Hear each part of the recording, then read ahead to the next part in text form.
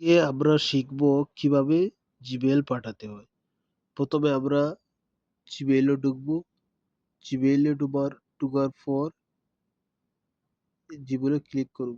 Click করার পর এই যে এরকম স্ক্রল আসবে। স্ক্রল আসার পর এই যে নিচে আমরা এই যে একটা অপশন আছে সেটা আমরা ক্লিক করে দিব। ক্লিক করার পর আমাদের প্রথম যে আমার যে জিমেইল এটা শো করবে এবং আমি এ যার কাছে পাঠাইবো তার ইমেইলটা এখানেও লিখে দিব। যে চলো আমি এটা সাপোজ এটা লিখে দিছি। এই ইমেইলে আমি কিন্তু আ জিমেইল পাঠাইবো। সেটা ক্লিক করে সেন্ড করব। এখন এখানে সাবজেক্ট আপনি যে বিষয়ে আপনি আ কাউকে ইমেইল করতে চান সেই বিষয়ে আপনি এখানে লিখে দিবেন। আমি সাপোজ এটা লিখে দিলাম হ্যালো, মানে সেটা বোঝানোর জন্য। এবং সেখানে কম্পোজ ইমেইলও লিখে দিতে পারবেন।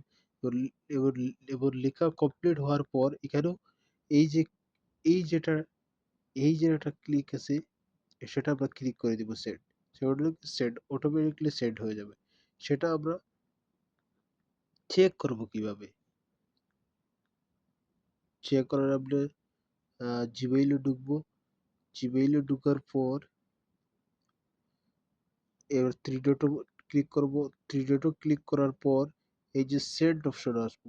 সেন্ড অপশন আসার পর এই যে এখানে আমরা দেখতে পারবো এই যে সেটা যেটা আমরা ইমেইল করেছি সেটা এখানে শো করবে।